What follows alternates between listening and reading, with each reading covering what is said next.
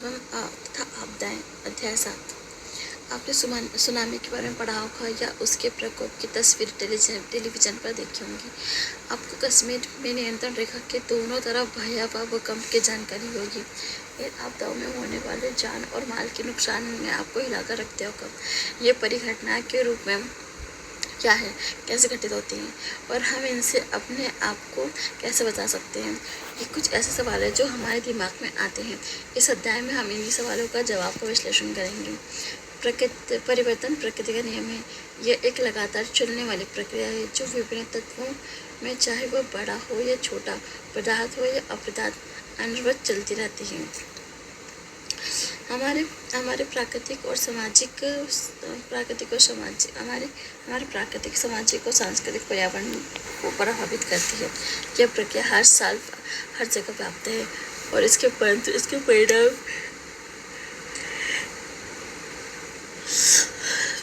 परिणाम सघनता और पैमाने में अंतर होता है। यह बदलाव धीमी गति से भी आ सकते हैं, जैसे कि स्थलाकृतियों और जीवों में।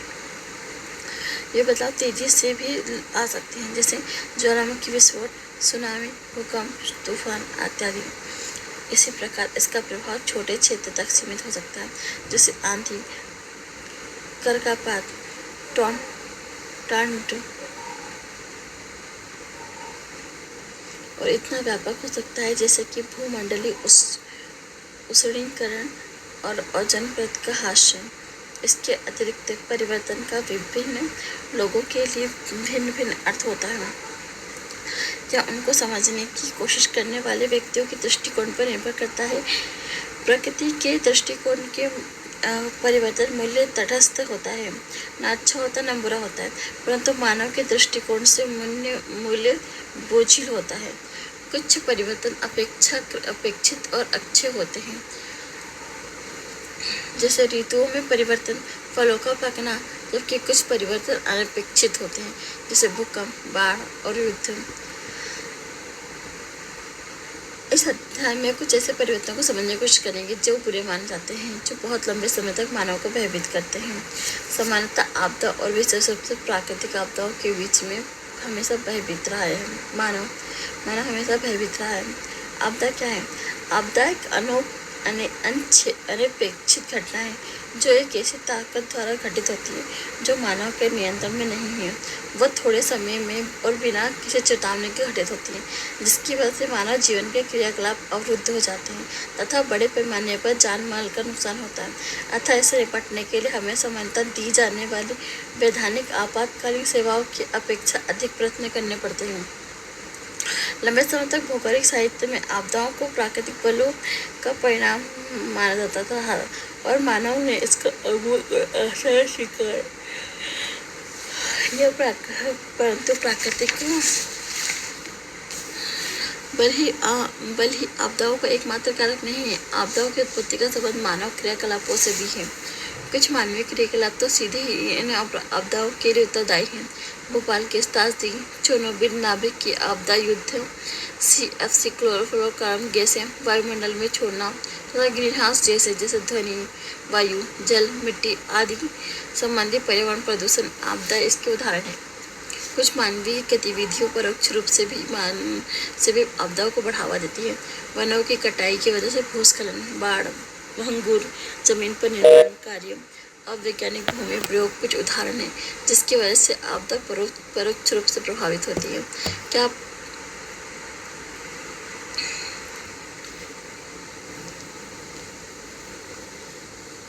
पिछले कुछ सालों में मानवकृत आपदाओं की संख्या और परिणाम दोनों में ही वृद्धि हुई है। कई स्तर पर ऐसी घटना बचने के लिए भरसक प्रयत्न किए जा रहे हैं। यद्यपि इस संदर्भ में अब आप सफलता नाम मात्र ही हाथ लगी है, परंतु इस मानवकृत आपदाओं में कुछ का निवारण संभव है। इसके विपरीत प्राकृतिक आपदाओं में रोक लगाने की संभावना बहुत कम है। इसलिए सबसे अच्छा तरीका है कि असर को कम करना, इसका प्रबंधन करना। इस दिशा में विभिन्न स्तरों पर कई ठोस कदम उठाए जा गए हैं, जिनमें राष्ट्रीय आपदा प्रबंधन की स्थापना, 1993 रियो डी जेनेरो में ब्राजील में भू शिखर सम्मेलन अर्थ समिट और मई 1994 में याकोहामा जापान में आपदा प्रबंधन पर विशेष संगोष्ठी। आदि विभिन्न स्तरों पर इस दिशा में उठाए जाने वाले कदम हैं। प्राय देखा जाता है कि विद्वान आपदा और प्राकृतिक आपदा शब्दों का इस्तेमाल एक दूसरे की जगह कर लेते हैं, एक दूसरे के संबंधित है, पर फिर भी इनमें अंतर है। इसके लिए इन दोनों भेदों करना आवश्यक है। प्राकृतिक संकट प्राकृतिक पर्यावरण में हालत के वे तत्व जिनमें धन जन ये दोनों को नुकसान पहुंचाने की संभावना होती है, ये बहुत तीव्र हो सकते हैं या पर्यावरण विशेष के स्थायी पक्ष भी हो सकते हैं, जैसे महासागरीय धाराएं, हिमालय में तीव्र ढाल, अस्थिर असंरचनात्मक स्थलाकृति, रेगिस्तान तथा हिमाच्छादित और विषम जलवायु दशाएं। प्राकृतिक संकट की तुलना में प्राकृतिक आपदाएं अपेक्षाकृत तीव्र घटित होती हैं तथा बड़े पैमाने पर जन धन की हानि तथा सामाजिक तंत्र को जीवन को छिन्न कर देती हैं। उन लोगों पर लोगों का बहुत कम या कुछ भी नियंत्रण नहीं होता। समानतः प्राकृतिक आपदाएं संसार भर के लोगों के व्यापकीकृत अनुभव होते हैं और दो आपदाएं न तो समान होती न ही उनमें आपस में तुलना की जा सके। प्रत्येक आपदा अपने नियंत्रणकारी सामाजिक पर्यावरणीय घटकों सामाजिक अनुक्रिया जो यह उत्पन्न करती है जिस ढंग से प्रत्येक समाज वर्ग से निपटता अद्वितीय होती है। ऊपर व्यक्त किए विचार 3 महत्वपूर्ण चीजों को इंगित करता है। पहला, प्राकृतिक आपदा के परिणाम, गहनता, बारंबारता। इसके द्वारा आपदा के परिमाण, गहनता और बारंबारता, इसके द्वारा किए गए नुकसान समयानुसार बढ़ते ही जा रहे हैं।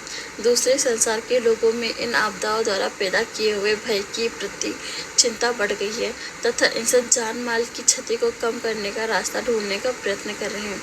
और अंततः प्राकृतिक आपदा के प्रारूप में समयांतर पर एक महत्वपूर्ण परिवर्तन आया है।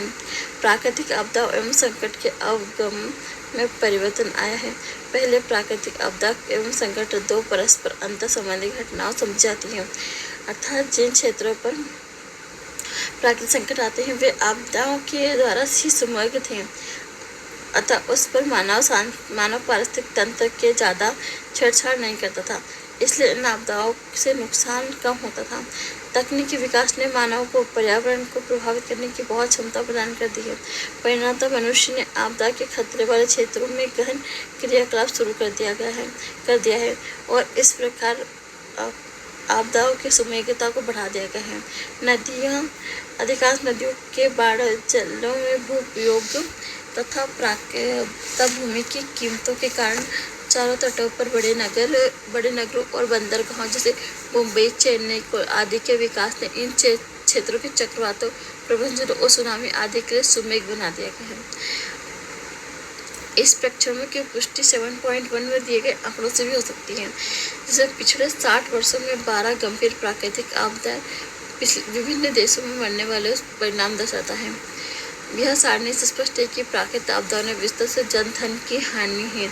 इस स्थिति से निपटने के लिए भरसक प्रयत्न किए जा रहे हैं। यह महसूस किया जा रहा है कि प्राकृतिक आपदा द्वारा पहुंचाई गई क्षति के परिणाम भूमंडलीय प्रतिघात है और अकेले किसी राष्ट्र में इतनी क्षमता नहीं है कि वह इसे सहन कर पाए। अतः 1989 में संयुक्त राष्ट्र सामान्य असेंबली ने इस मुद्दे को उठाया और 1994 में जापान में योकोहामा में आपदा प्रबंधन की विश्व कॉन्फ्रेंस में औपचारिकता प्रदान की गई और यही बाद में योकोहामा रणनीति और अधिक सुचारू संचालन के लिए कार्य योजना कहा गया। 1948 से अब तक आए प्राकृतिक आपदाएं। 1948 सोवियत रूस वहाँ पे भूकंप आया था जिसमें बहुत सारे 1,10,000 लोगों की मृत्यु हुई। 1949 चीन में बाढ़ आई थी, 57,000 लोगों की मृत्यु हुई। 1954 में चीन में बाढ़ आई थी, 30,000 लोगों की मृत्यु हुई। 1965 में पूर्वी पाकिस्तान और बांग्लादेश उष्णकटिबंधीय चक्रवात आया था, 36,000 लोगों की मृत्यु हुई। 1968 ईरान में भूकंप आया था, 30,000 लोगों की मृत्यु हुई। 1970 पेरू में भूकंप आया था, 66,794 मृत्यु हुई। 1970 पूर्व बांग्लादेश अब बांग्लादेश उष्णकटिबंधीय चक्रवात 5 लाख लोगों की मृत्यु हुई। 1971 भारत उष्णकटिबंधीय चक्रवात 30,000 लोगों की मृत्यु हुई। 1976 चीन भूकंप 7 लाख लोगों की मृत्यु हुई। 1990 ईरान भूकंप 50,000 लोगों की। 2004 इंडोनेशिया श्रीलंका भारत सुनामी 5 लाख लोगों की। 2005 पाकिस्तान और भारत भूकंप 70,000 लोगों की। 2011 जापान सुनामी 15,842 लोगों की। स्रोत ये कहाँ से लिया गया? United Nation Environmental Programme UNEP 1991। राष्ट्रीय आपदा प्रबंधन संस्थान की न्यूज़ रिपोर्ट भारत सरकार नई दिल्ली। प्राकृतिक आपदाओं का वर्गीकरण। वायुमंडलीय आपदाएं। वायुमंडलीय आपदाएं कौन सी होती हैं? बर्फानी तूफान, तड़ी झंझा, तड़ी टॉर्नाडो, उष्णकटिबंधीय चक्रवात, सूखा, कर्कापात, पाला, लू, शीतलहर। भौमिक जो भूमि से जुड़े होते, भूकंप, ज्वालामुखी, भूस्खलन, हिमखाओ, अवतलन, मृदापरदन। जलीय में बाढ़, ज्वार, महासागरीय धाराएं, तूफान, मुहिमी और सुनामी। जैविक में पत्थर व जैविक उपनिवेशक के रूप में टिड्डा आदि कीट, कृषण फफूंद, बैक्टीरिया आदि वायरस, इन ब्लड फ्लो इत्यादि। प्राकृतिक आपदा न्यूनीकरण का अंतर्राष्ट्रीय दशक या कौमर रणनीति और सृष्टि संसार के लिए कार्य योजना। संयुक्त राष्ट्र के सभी सदस्य देश तथा अन्य भागों की एक बैठक में प्राकृतिक आपदा न्यूनीकरण विश्व कॉन्फ्रेंस 23 से 27 मई 1944 में याकोमा नगर में हुई। इस बैठक में यह स्वीकार किया गया कि पिछले कुछ वर्षों में प्राकृतिक आपदाओं के कारण मानव जीवन और आर्थिक क्षति अधिक हुई है और समाज सामान्यतः प्राकृतिक आपदाओं के लिए सुमेघ हो गया है। यह भी स्वीकार किया गया कि यह आपदा विशेषतः विकासशील देशों के गरीब और साधनहीन समुदाय को अधिक प्रभावित करती हैं, क्योंकि ये देश इनका मुकाबला करने को तैयार नहीं है। इसलिए इस बैठक में एक दशक था उसके बाद भी आपदाओं में होने वाली क्षति को कम करने की रणनीति याकोहामा रणनीति के नाम से अपनाई गई। विश्व बैठक में प्राकृतिक आपदा न्यूनीकरण के लिए पारित प्रस्ताव निम्नलिखित है। अपने नागरिकों की रक्षा करें। दूसरा, यह विकासशील देशों, विशेष रूप से सबसे कम विकसित और चारों ओर भू आबद्ध देशों और छोटे द्वीपीय विकासशील देशों पर अग्रतापूर्वक ध्यान देगा। तीसरा, जहाँ भी ठीक समझा जाएगा वहाँ पर आपदा से बचाव निवारण तैयारी के लिए राष्ट्रीय स्तर पर कानून बनाकर क्षमता एवं सामर्थ्य का विकास करेगा और इस कार्य में स्वैच्छिक संगठनों, स्थानीय समुदायों को संगठित किया जाएगा। चौथा, यह क्षेत्रीय और अंतर्राष्ट्रीय सहयोग द्वारा उन कार्यों को बढ़ावा और मजबूती देगा जिनसे प्राकृतिक तथा दूसरी आपदाओं को रोका और अथवा कम किया जा सके या उनका निवारण किया जा सके। इस प्रक्रिया में निम्नलिखित पर विशेष बल दिया जाएगा। पहला, मानव एवं संस्थागत क्षमता निर्माण तथा सशक्तिकरण। दूसरा, तकनीकों में भागीदारी, सूचना का एकीकरण, प्रक्रिया और उनका उपयोग। तीसरा, संसाधनों का संग्रह। 1998 से 2000 में आपदा न्यूनीकरण को अंतर्राष्ट्रीय दशक भी घोषित किया।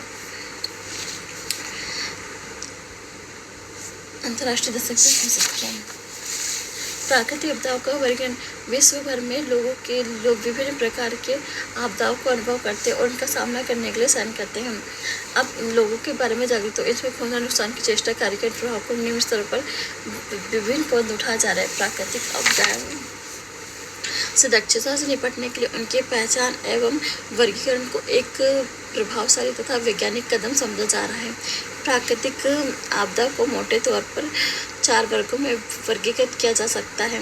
भारत उन देशों में है जहाँ सारणी समेत दीर्घस्थायी प्राकृतिक घटनाएं हो चुकी हैं।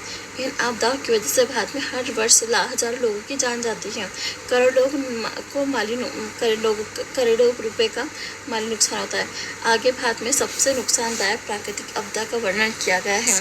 भारत में प्राकृतिक आपदाएं, जैसा कि पहले के अध्याय में वर्णन किया जा चुका है कि भारत एक प्राकृतिक और सामाजिक सांस्कृतिक विविधता वाला देश है। वृहद भौगोलिक आकार, पर्यावरण विविधता और सांस्कृतिक बहुलता के कारण भारत को भारतीय उपमहाद्वीप और अनेकता में एकता वाली धरती के नाम से जाना जाता है। वृहद आकार, प्राकृतिक परिस्थितियों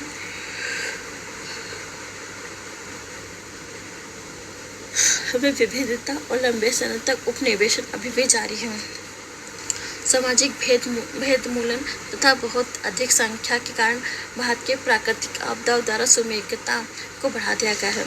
इन प्रेक्षणों को भारत के कुछ मुख्य प्राकृतिक आपदाओं के वर्णन के द्वारा स्पष्ट किया जा सकता है। भूकंप सबसे ज़्यादा अपूर्व, सूचनीय और विध्वंसक प्राकृतिक आपदा है।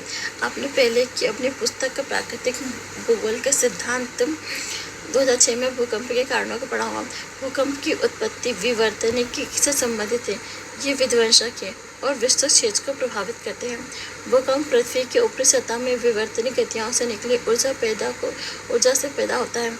इसकी तुलना में ज्वालामुखी विस्फोट, चट्टान गिरने, भूस्खलन, जमीन के अवतरण धंसने, विशेषकर खदान वाले क्षेत्रों में बांध व जलाशय में बैठने इत्यादि में आने वाला भूकंप कम क्षेत्र को प्रभावित करता है और नुकसान भी कम पहुंच जाता है। जैसा कि इस पुस्तक के अध्याय में पहले ही वर्णन किया गया है कि इंडियन प्लेट प्रतिवर्ष उत्तर व उत्तर पूर्व दिशा में 1 सेंटीमीटर खसक रही है, परंतु उत्तर में स्थित यूरेशियन प्लेट भी इसके लिए अवरोध पैदा कर रही है। परिणाम स्वरूप इन प्लेटों के किनारे लॉक हो जाते हैं और कई स्थानों पर लगातार ऊर्जा संग्रह होता है। अधिक मात्रा में ऊर्जा संग्रह से तनाव बढ़ता है और दोनों प्लेटों के बीच लॉक टूट जाता है और एकाएक ऊर्जा मोचन से हिमालय के चाप पर भूकंप आ जाता है। इससे प्रभावित मुख्य राज्यों जैसे जम्मू कश्मीर, हिमाचल प्रदेश, उत्तराखंड, सिक्किम, पश्चिम बंगाल का दार्जिलिंग उपमंडल व उत्तर पूर्वी 7 राज्य शामिल हैं। इन क्षेत्रों के अतिरिक्त मध्य पश्चिमी क्षेत्र, विशेषकर गुजरात 1819 इन क्षेत्रों से अतिरिक्त मध्य पश्चिमी क्षेत्र, विशेषकर गुजरात 1819, 1956, 2001, महाराष्ट्र 1967 और 1993 में कुछ प्रचंड भूकंप आए हैं। लंबे समय तक भूवैज्ञानिक प्रायद्वीप पठार, जो कि सबसे पुराना, स्थिर और पूर्ण भूभाग है, पर आए हुए इन भूकंपों की व्याख्या करने में कठिनाई महसूस करते हैं। कुछ समय पहले भूवैज्ञानिकों ने एक नया सिद्धांत प्रतिपादित किया, जिसके अनुसार लातूर और ओस्मानाबाद महाराष्ट्र के नज़दीक कृष्णा नदी के साथ साथ एक भ्रंश रेखा विकसित हुई, जिसके साथ ऊर्जा का संग्रह होता है तथा इसकी विमुक्ति भूकंप का कारण बनती है। इस सिद्धांत के अनुसार इंडियन प्लेट टूट रही है। राष्ट्रीय भूभौतिकी प्रयोगशाला, भारतीय भूगर्भिक सर्वेक्षण, मौसम विज्ञान, भारत सरकार और इसके साथ कुछ समय पूर्व बने राष्ट्रीय आपदा प्रबंधन संस्थान ने भारत में 1200 भूकंपों का गहन विश्लेषण किया और भारत को निम्नलिखित 5 भूकंप क्षेत्रों में बांटा है। पहला अति अधिक क्षति जोखिम क्षेत्र, दूसरा अति जोखिम क्षेत्र, तीसरा मध्यम क्षति जोखिम क्षेत्र, चौथा निम्न क्षति जोखिम क्षेत्र, पांचवा अति निम्न क्षति जोखिम क्षेत्र। इससे के पहले के 2 क्षेत्रों में भारत में सबसे प्रचंड भूकंप अनुभव किया है, जैसा कि मानचित्र 7.2 में दिखाया गया है। भूकंप सुमक क्षेत्र में उत्तर पूर्वी प्रांत दरभंगा, उत्तर में स्थित क्षेत्र अरेरिया, बिहार नेपाल की सीमा, उत्तराखंड, पश्चिम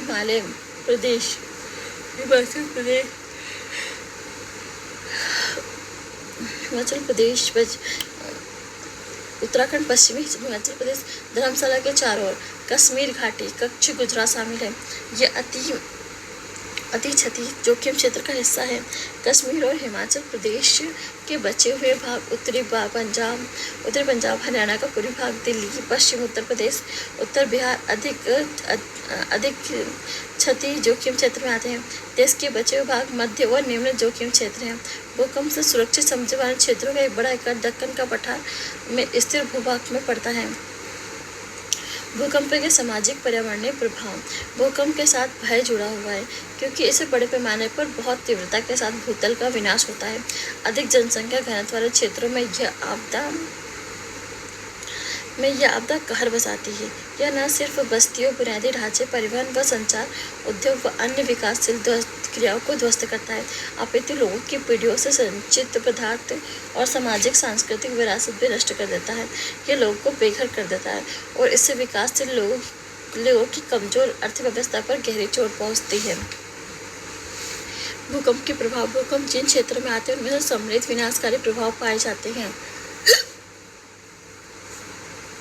भूकंप के प्रभाव। भूतल पर दरारें, बस्तियां, भूस्खलन, द्रवीकरण, भूदबाव, संभावित श्रृंखला प्रतिक्रिया।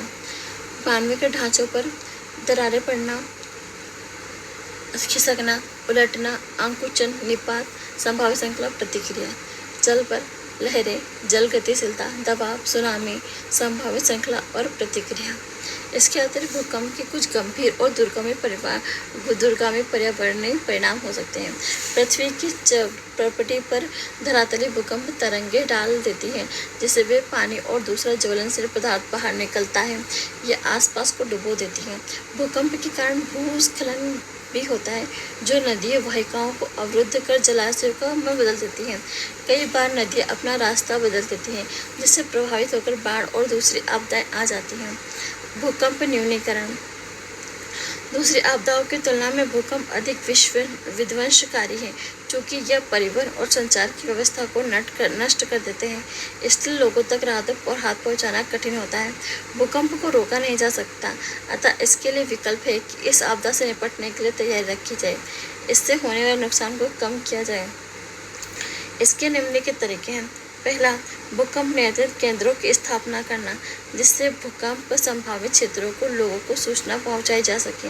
जीपीएस की मदद से प्लेट हलचल का पता लगाया जा सकता है। Geographical positioning system. दूसरा, देश के संभावित क्षेत्रों का सुमेकता मानचित्र तैयार करना और संभावित जोखिम की सूचना लोगों तक पहुंचाना और इसके प्रभाव को कम करने के बारे में शिक्षित करना। तीसरा, भूकंप प्रभावित क्षेत्रों में घरों के प्रकार, भवन डिजाइन में सुधार लाना और ऐसे क्षेत्रों में ऊंची इमारतें, बड़े औद्योगिक संस्थानों पर शहरीकरण को बढ़ावा न देना। चौथा, शहर तथा भूकंप प्रभावित क्षेत्र में भूकंप प्रतिरोधी इमारतें बनाना, समग्र क्षेत्रों में हल्के निर्माण सामग्री का इस्तेमाल करना। फिर सुनामी क्या होता है? भूकंप और ज्वालामुखी से महासागरीय धरातल में अचानक हलचल पैदा होती है और महासागरीय जल का अचानक विस्थापन हो जाता है। परिणाम स्वरूप ऊर्ध्वाधर ऊंची तरंगें पैदा होती हैं, जिन्हें सुनामी, बंदरगाह लहरें या भूकंपी समुद्री लहरें कहा जाता है। सामान्यतः शुरू में सिर्फ एक ऊर्ध्वाधर तरंग ही पैदा होती है, परंतु कालांतर में जल तरंगों की एक श्रृंखला बन जाती है, क्योंकि प्रारंभिक तरंग के ऊंची शिखर और नीची गति के बीच से जल अपना स्तर बनाए रखने की कोशिश करता है। महासागर में जल तरंग की गति गहराई पर निर्भर करती है। इसकी गति उथले समुद्र में ज़्यादा और गहरे समुद्र में कम होती है। परिणाम स्वरूप महासागरों के अंदरूनी भाग इससे कम प्रभावित होता है। तटीय क्षेत्रों में यह तरंगें ज़्यादा प्रभावी होती हैं और व्यापक नुकसान पहुंचाती हैं। इसलिए समुद्र में जलपोत पर सुनामी का कोई विशेष प्रभाव नहीं पड़ता। समुद्र के आंतरिक गहरे भाग में तो सुनामी महसूस भी नहीं होती है। ऐसा इसलिए होता है क्योंकि गहरे समुद्र में सुनामी की लहरों की लंबाई अधिक होती है और ऊंचाई कम होती है। इसलिए समुद्र के इस भाग में सुनामी जलपोत को 2 या अधिक मीटर तक ऊपर उठा सकती है और यह भी कई मिनट में। इसके विपरीत जब सुनामी उथले समुद्र में प्रवेश करती है तो इसकी तरंग लंबाई कम होती जाती है। समय वही रहता है जब तरंग की ऊंचाई बढ़ती जाती है।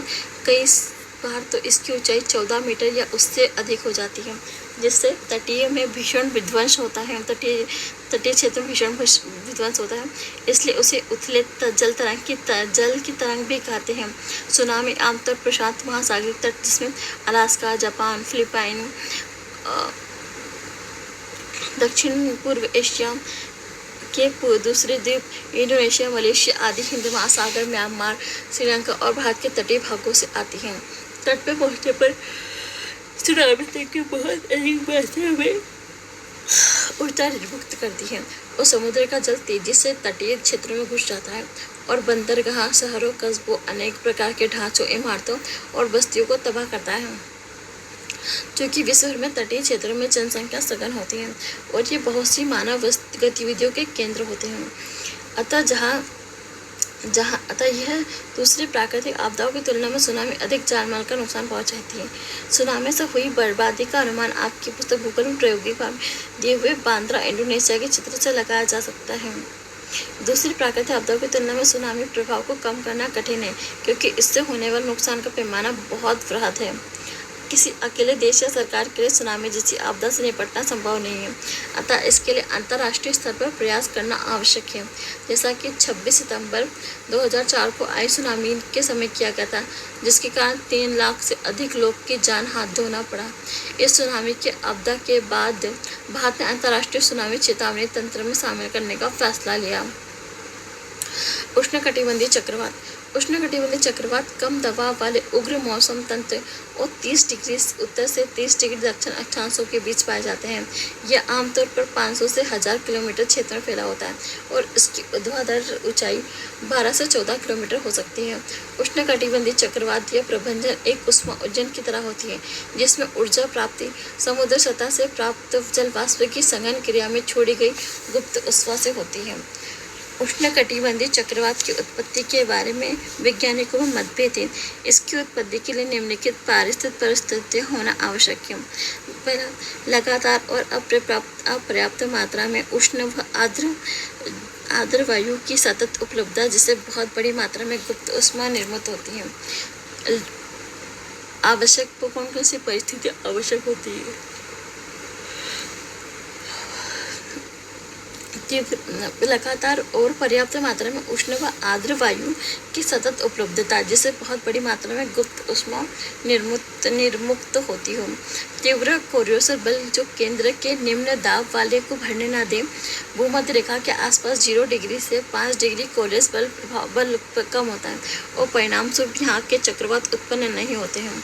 तीसरा, क्षोभ मंडल में अस्थिरता, जिससे स्थानीय स्तर पर निम्न वायुदाब क्षेत्र बन जाता है और इन्हीं के चारों ओर चक्रवात भी विकसित हो जाते हैं। चौथा, मजबूत ऊर्ध्वाधर वायु फॉन की अनुपस्थिति, जो नम और गुप्त ऊष्मायुक्त वायु के ऊर्ध्वाधर बहाव को अवरुद्ध करें। उष्णकटिबंधीय चक्रवात की संरचना। उष्णकटिबंधीय चक्रवात में वायुदाब प्रवणता बहुत अधिक होती है। चक्रवात का केंद्र नम वायु और निम्न वायु और मेघ रहित कोड होता है। इसे तूफान की आंख कहा जाता है। समानतः समदाब रेखा एक दूसरे के नज़दीक होती हैं, जो उच्च दाब प्रवणता का प्रतीक होती है। वायु दाब प्रवणता 14 से 17 मिली बार 100 किलोमीटर के आसपास होता है। कई बार 60 मिलीग्राम या 100 किलोग्राम तक हो सकता है। केंद्र से पवन मिट्टी का विस्तार 10 से 150 किलोमीटर तक हो सकता है। भारत में चक्रवातों का क्षेत्रीय व समयानुसार वितरण। भारत की आकृति प्रायद्वीपीय है और उसकी पूर्व बंगाल की खाड़ी और पश्चिम में अरब सागर है। यहाँ आने वाले चक्रवात इन्हीं 2 जलीय क्षेत्रों में पैदा होते हैं। मानसूनी मौसम के दौरान चक्रवात 10 डिग्री से 15 डिग्री उत्तर अक्षांशों के बीच पैदा होते हैं। बंगाल की खाड़ी में चक्रवात ज़्यादातर अक्टूबर और नवंबर में बनते हैं। यहाँ से चक्रवात 16 डिग्री से 21 डिग्री उत्तर और 92 पूर्वी देशांतर के पश्चिम में पैदा होते हैं, परंतु जुलाई में ये सुंदरबन देवता करीब 18 डिग्री उत्तर और 90 डिग्री पूर्वी देशांतर के पश्चिम में उत्पन्न होते हैं। उष्णकटिबंधीय चक्रवातों के परिणाम। ये पहले ही बताया जा चुका है कि उष्णकटिबंधीय चक्रवातों का ऊर्जा का स्रोत उष्ण आर्द्र वायु से प्राप्त होकर होने वाली गुप्त ऊष्मा है। अतः समुद्र से दूरी बढ़ने पर चक्रवात का बल कमजोर हो जाता है। भारत में चक्रवात जैसे बंगाल की खाड़ी अरब सागर से दूर जाता है तो उसका बल कमजोर हो जाता है। तटीय क्षेत्रों में अक्सर से उष्णकटिबंधीय 180 किलोमीटर प्रति घंटा से टकराते हैं और तूफानी क्षेत्रों में समुद्र तल के साथ असाधारण रूप से उठा देते हैं और तूफान मोहिम, जिसे स्टॉर्म सर्ज कहा जाता है। इससे तटीय क्षेत्र की बस्तियां, खेत पानी डूब जाते हैं और फसलों में कई प्रकार के मानव ढांचों का विनाश हो जाता है। समुद्र तल से मोहिम वायु समुद्र जमीन के अंतःस्थलों से उत्पन्न होता है। तूफान में अत्यधिक वायु प्रवणता और अधिक तेज सतही तूफान को उठाने वाले बल हैं। इससे समुद्री जल तटीय क्षेत्रों में घुस जाता है और वायु की गति तेज होती है और भारी वर्षा होती है। बाढ़। आपने बाढ़ के बारे में समाचार पत्रों में पढ़ा होगा, टेलीविजन पर इसके दृश्य देखे होंगे। किस तरह से कुछ क्षेत्र में वर्षा ऋतु से बाढ़ग्रस्त हो जाते हैं। नदी का जल उफान पर समय जल वाहिकाओं पर तोड़ता हुआ मानव बस्तियों और आसपास की जमीन पर खड़ा हो जाता है, बाढ़ की स्थिति पैदा कर देता है। दूसरे प्राकृतिक आपदाओं की तुलना में बाढ़ आने पर जाने पहचाने बाढ़ आने कारण जाने पहचाने हैं। बाढ़ आमतौर पर अचानक नहीं आती, कुछ विशेष क्षेत्रों में ऋतु में ही आती है। बाढ़ तब आती है जब नदी जल वाहिकाओं में इनकी क्षमता अधिक जल बहाव होता है और जल बाढ़ के रूप में मैदान के निचले हिस्सों में भर जाता है। कई बार तो झीलें आंतरिक जल से भी क्षमता से भी अधिक भर जाता है। बाढ़ आने पर भी और भी कारण हो सकते हैं, जैसे तटीय क्षेत्रों में तूफानी मुहिम, लंबे समय तक होने वाले तेज बारिश, हिम का पिघलना, जमीनी अंतःस्थापन दर में कमी आना और आंशिक मृदा अपरदन के कारण जल में जलोढ़ की मात्रा में वृद्धि होना। हालांकि बाढ़ विश्व के विस्तृत क्षेत्रों में आती है।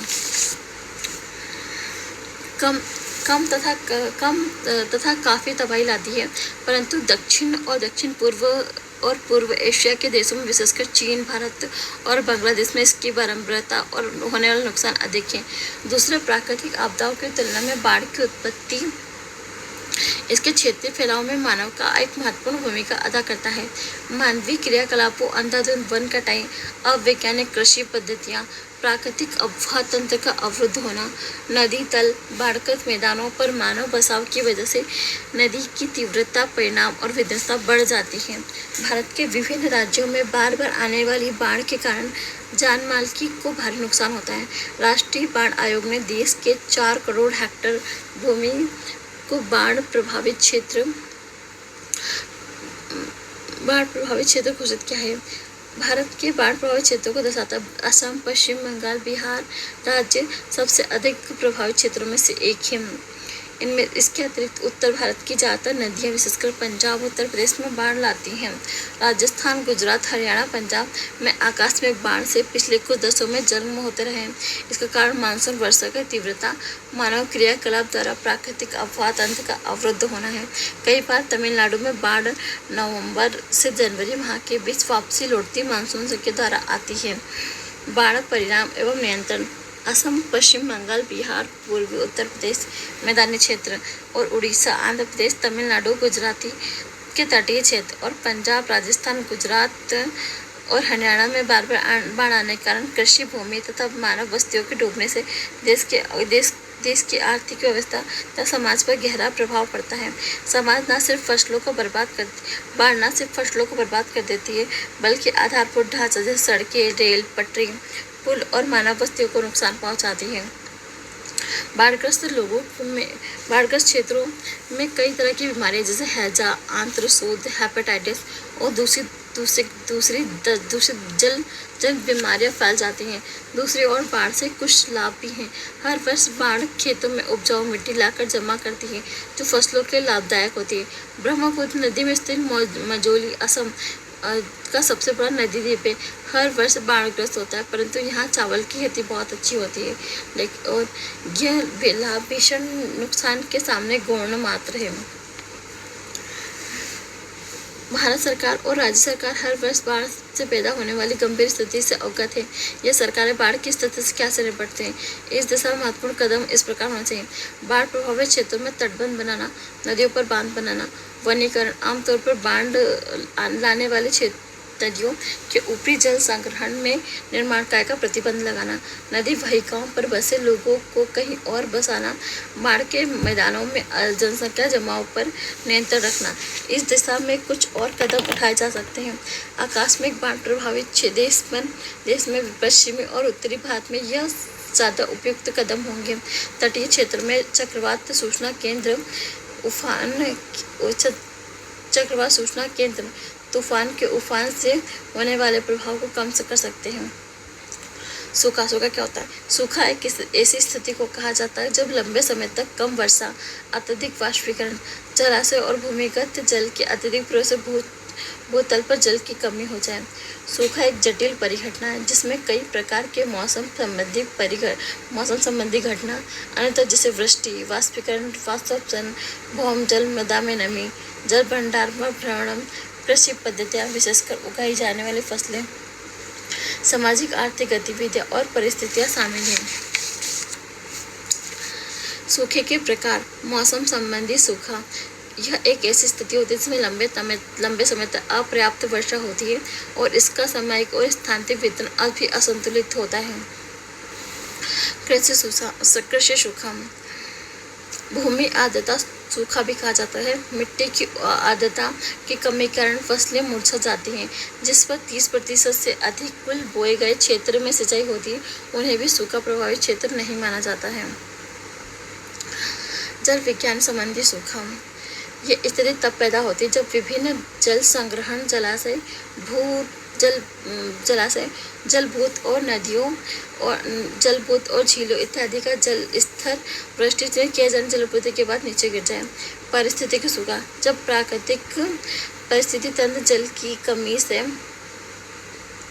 उत्पादन में कमी आ जाए और परिणाम स्वरूप पारिस्थितिक तंत्र में तनाव आ जाए तथा क्षतिग्रस्त हो जाए तो पारिस्थितिक सूखा कहलाता है। भारत में सूखाग्रस्त क्षेत्र, भारतीय कृषि काफ़ी हद तक मानसून वर्षा पर निर्भर करती है। भारतीय जलवायु तंत्र में सूखा और बाढ़ महत्वपूर्ण तथ्य हैं। कुछ अनुमानों के अनुसार भारत में कुछ भौगोलिक क्षेत्र 19% भाग पर और जनसंख्या का 12% हिस्सा हर वर्ष सूखे से प्रभावित होता है। देश का लगभग 30% क्षेत्र सूखे से प्रभावित होता है, जिसमें 5 करोड़ लोग इससे प्रभावित होते हैं। प्राय देखा जा सकता है कि जब देश के कुछ भागों में बाढ़ कहर ढा रही होती तो उसी समय दूसरे भाग में सूखे से जूझ रहे होते हैं। यह मानसून की परिवर्तनशीलता और इसके व्यवहार में अनिश्चितता का परिणाम है। सूखे का प्रभाव भारत में बहुत व्यापक है। कुछ क्षेत्रों में जहां बार-बार पड़ते हैं, उनका असर अधिकतर सूखे की तीव्रता के आधार पर निम्नलिखित बांटा सकता है। अत्यधिक सूखा प्रभावित क्षेत्र, राजस्थान के ज़्यादातर भाग, विशेषकर अरावली के पश्चिम में स्थित मरुस्थली और गुजरात का कच्छ क्षेत्र अत्यधिक सूखा प्रभावित है। इसमें राजस्थान के जैसलमेर, बाड़मेर भी शामिल है, जहां 90 किलोमीटर से कम औसत वार्षिक वर्षा होती है। अधिक सूखा प्रभावित क्षेत्र, इनमें राजस्थान के पूर्वी भाग, मध्य प्रदेश के ज़्यादातर भाग, महाराष्ट्र के पूर्वी भाग, आंध्र प्रदेश के अंदरूनी भाग, कर्नाटक का पठार, तमिलनाडु के उत्तरी भाग, झारखंड का दक्षिणी भाग और ओडिशा का आंतरिक भाग शामिल है। मध्यम सूखा प्रभावित क्षेत्र, इस वर्ग में राजस्थान के उत्तरी भाग, हरियाणा, उत्तर प्रदेश के दक्षिणी जिले, गुजरात के बचे हुए जिले, कोकण को छोड़कर महाराष्ट्र, झारखंड, तमिलनाडु में कोयम्बटूर पठार व आंतरिक कर्नाटक शामिल है। भारत के बचे हुए भाग कम या न के बराबर सूखे प्रभावित होते हैं। सूखे के परिणाम, पर्यावरण और समाज में सूखे का सोपानी प्रभाव पड़ता है। फसल बर्बाद होने के बाद अन्न की कमी हो जाती है, जिसे अकाल कहा जाता है। चारा कम होने की स्थिति की तृण अकाल कहा जाता है। जल आपूर्ति की कमी को जल अकाल कहा जाता है। तीनों पारिस्थितिक जल मिल जाए तो त्रिअकाल कहा जाता है, जो सबसे अधिक विध्वंस होते हैं। सूखा प्रभावित क्षेत्रों में बहुत पैमाने पर मवेशियों और अन्य पशुओं की मौत, मानव, पर्यावरण और पशु पलायन एक सामान्य परिवेश है। पानी की कमी के कारण लोग दूषित जल पीने के लिए बाध्य होते हैं। इसके परिणाम स्वरूप पेयजल संबंधी बीमारी जैसे आंत्रशोथ, हैजा, हेपेटाइटिस हो जाती है। सामाजिक और प्राकृतिक पर्यावरण सूखे का प्रभाव तत्कालीन व दीर्घकालीन होता है।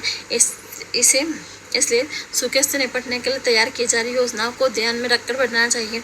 सूखे की स्थिति में तत्कालीन सहायता से सुरक्षित पेयजल वितरण, दवाइयाँ, पशुचारे के लिए चारे और जल की उपलब्धता तथा लोगों और पशुओं को सुरक्षित स्थान पर पहुँचाना शामिल है।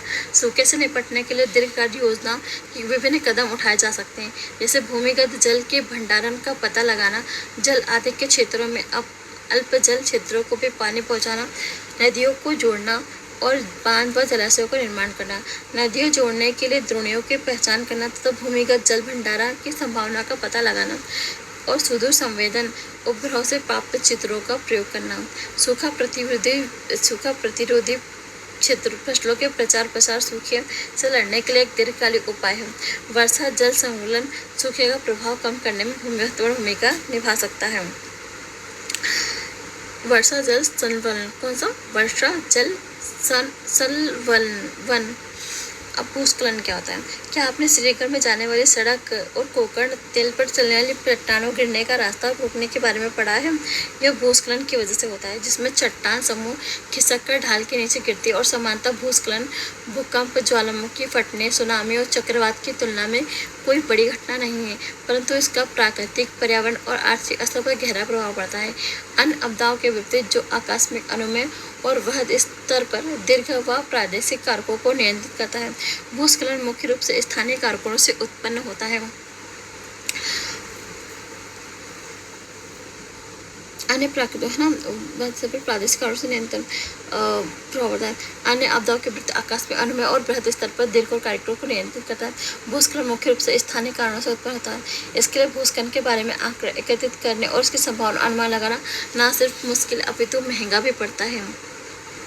भूस्खलन को परिभाषित करने के लिए इसके व्यवहार में शब्दों में मानना मुश्किल कार्य है, परंतु फिर भी पिछले अनुभव, इसकी बारंबारता और इसके घटने के प्रभावित कारकों जैसे भूविज्ञान, भू आकृतिक कारक, ढाल, भूमि उपयोग, वनस्पति आवरण और मानव क्रियाकलापों के आधार पर भारत को विभिन्न भूस्खलन क्षेत्रों में बांटा जा सकता है। अत्यधिक सुमेकता वाला क्षेत्र, ज़्यादा अस्थिर हिमालय का युवा पर्वत शाखाएं, अंडमान निकोबार, पश्चिमी घाट, नीलगिरी में अधिक क्षेत्र हुए, उत्तर पूर्वी घाट, नीलगिरी और अधिक वर्षा वाले क्षेत्र, उत्तर पूर्वी क्षेत्र, भूकंप प्रभावित क्षेत्र और अत्यधिक मानव क्रियाकलापों वजह क्षेत्र जिसमें सड़क और बांध निर्माण इत्यादि आते हैं, अत्यधिक भूस्खलन सुमेकता वाले क्षेत्र में रखे जाते हैं। अधिक सुमेकता वाले क्षेत्र, अधिक भूस्खलन सुमेकता क्षेत्रों पर भी अधिक सुमेकता क्षेत्रों से मिलती जुलती परिस्थिति है। दोनों में अंतर होता है। भूस्खलन को नियंत्रित करने वाले कारकों के संयोजन, ग्रहण और बारंबारता का हिमालय क्षेत्र में सारे राज्य, उत्तर पूर्वी भाग असम को छोड़कर इस क्षेत्र में शामिल है। मध्यम और कम सुमेकता व क्षेत्र, पार हिमालय में कम वृष्टि वाले क्षेत्र, लद्दाख, हिमाचल प्रदेश में स्पीति, अरावली क्षेत्र में कम वर्षा वाला क्षेत्र, पश्चिमी और पूर्वी घाट में दक्कन पठार, वृष्टि छाया क्षेत्र ऐसे इलाके जहां कभी कभी भूस्खलन होता है। इसके अलावा झारखंड, उड़ीसा, छत्तीसगढ़, मध्य प्रदेश, महाराष्ट्र, आंध्र प्रदेश, कर्नाटक, तमिलनाडु, गोवा, केरल में खदानों में भूमि धंसने से भूस्खलन होता रहता है। अन्य क्षेत्र, भारत के अन्य क्षेत्र विशेषकर राजस्थान, हरियाणा, उत्तर प्रदेश, बिहार, पश्चिम बंगाल, दार्जिलिंग को छोड़कर असम, कार्बी आंगलंग को छोड़कर दक्षिण पूर्वी में तटीय क्षेत्र में भूस्खलन युक्त है। भूस्खलन के परिणाम, भूस्खलन का प्रभाव अपेक्षाकृत छोटे क्षेत्र में पाया जाता है। यह स्थानीय होता है, परंतु सड़क मार्ग के अवरोध, रेल पटरियों का टूट जाना और जल प्रवाह और चट्टानों गिरने से पैदा हुए रुकावटों पर गंभीर परिणाम हो सकते हैं। भूस्खलन की वजह से हुए नदी रास्तों में बदलाव ला सकते हैं और जान माल का नुकसान हो सकता है। इससे बाढ़ क्षेत्र में आवागमन मुश्किल हो जाता है और विकास कार्यों की रफ्तार धीमी पड़ जाती है। निवारण, भूस्खलन से निपटने के उपाय अलग अलग क्षेत्रों में अलग अलग होने चाहिए। अधिक भूस्खलन संभावित क्षेत्र, सड़क और बड़े बांध बनाने जैसे निर्माण कार्य, विकास कार्य पर प्रतिबंध